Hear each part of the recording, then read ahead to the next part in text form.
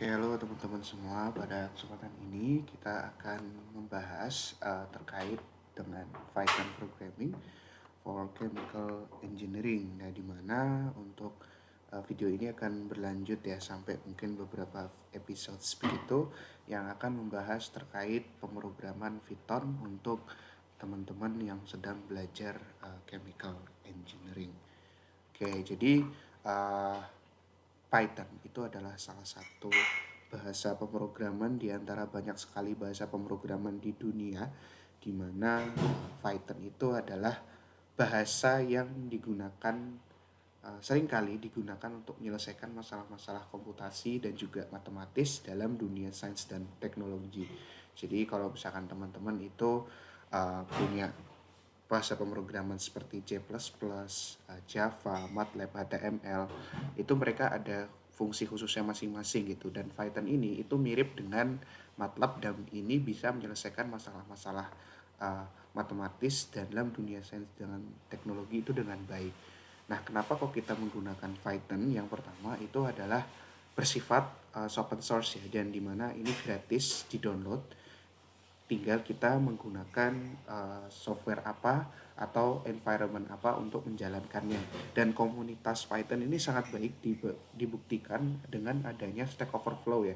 Jadi Stack Overflow itu adalah salah satu uh, komunitas Python yang mana jika kita mengalami error, mengalami kesulitan dalam mengerjakan Python itu, di situ komunitasnya itu akan dengan baik menjawab ya pertanyaan-pertanyaan dan masalah-masalah kita.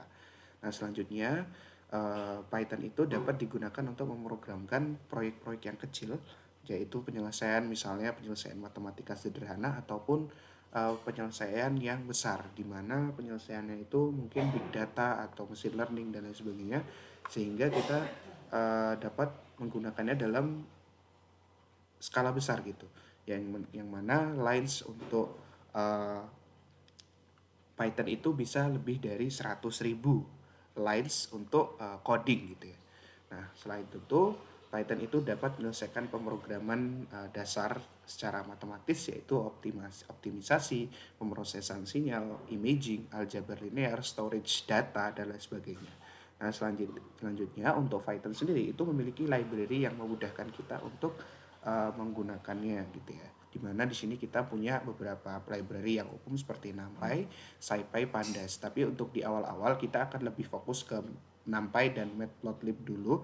Mungkin nanti kalau kita sudah advance dalam menggunakan Python, kita dapat menggunakan Pandas dan SciPy untuk memudahkan kita dalam menyelesaikan kasus-kasus dalam uh, engineering.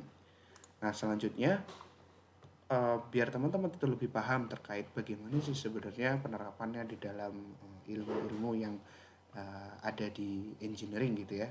Misalkan teman-teman punya persamaan seperti ini. Di per dx sama dengan min 2x pangkat 3 tambah 12x pangkat 2 min 20x plus 8,5. Dengan initial conditionsnya untuk teman-teman mencari y0 adalah 1 gitu ya. Nah, teman-teman diminta untuk mencari nilai y pada 0x sampai 4 dengan memakai 10 titik n sama dengan 10. Nah, teman-teman biasanya kan menggunakan ini dengan cara aljabar ya. Dengan cara misalkan teman-teman akan memindahkan nilai sebentar. Oke, nilai memindahkan dy ya, dy sama dengan bla bla bla bla dx, dan ini tinggal diintegralkan aja kan. Ini diintegralkan nanti ketemu plus c. Nanti ketemu plus c-nya berapa itu dari initial conditions.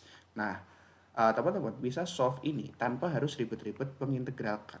Nah, gimana caranya adalah menyelesaikannya dengan numeris. Yang biasanya teman-teman kerjakan dengan integral ini adalah cara analitis, sedangkan kalau di Python itu menggunakan cara numeris. Ya, dimana cara numeris itu adalah cara yang sangat gampang untuk dikerjakan dengan Python, karena hanya menggunakan formulasi dan itu biasanya template. Karena teman-teman tahu bahwa metode numeris itu sifatnya adalah template ya, dimana prinsip dalam metode numeris itu adalah tebakan dan perulangan, dimana ketika kita menggunakan suatu metode dalam penyelesaian numeris itu biasanya berdasarkan dua aja gitu, entah kita mengulang sampai kita mendapatkan hasilnya konvergen atau tebakan gitu ya, seperti itu.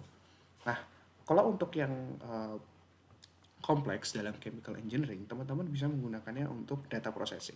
Dimana ketika kita dalam suatu tahun ini memiliki konsentrasi dan anomali suhu suatu suatu uh, negara atau di dunia gitu ya, itu teman-teman bisa memodelkannya dalam suatu kurva yang mana ini memudahkan untuk membaca kurva dan mengetahui ternyata konsentrasi konsentrasi CO2 di udara itu berbanding lurus nih dengan temperatur.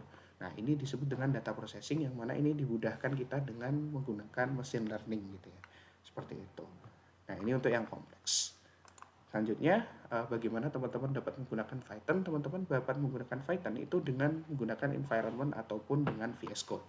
Di mana VS Code ini adalah suatu platform yang umum untuk uh, pemrograman gitu ya. Jadi di sini VS Code ini bisa menggunakan programan C++, MATLAB dalam satu wadah gitu ya, disebut dengan VS Code. Sedangkan kalau yang biasanya nanti akan kita pakai itu adalah Anaconda. Anaconda di sini di mana Anaconda itu adalah salah satu environment untuk melakukan ngoding gitu ya.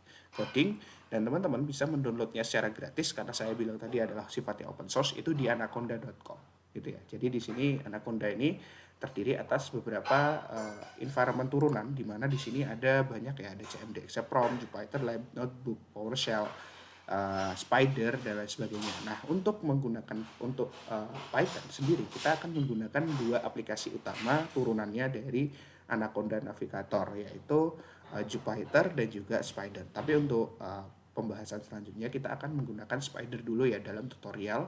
Sedangkan Jupyter ini kalau nanti kita akan lebih dalam dan lebih komprehensif lagi dalam memahami, misalnya menggunakan library-library yang tidak umum seperti scikit-learn dan lain sebagainya gitu ya. Jadi seperti itu. Nah, jadi teman-teman bisa download dulu. Untuk video selanjutnya kita akan memulai tutorial terkait dengan Python dan basic-basic yang harus teman-teman pahami, misalnya terkait variables dan lain sebagainya. Oke, mungkin itu aja dari saya. Terima kasih dan sampai jumpa di video selanjutnya.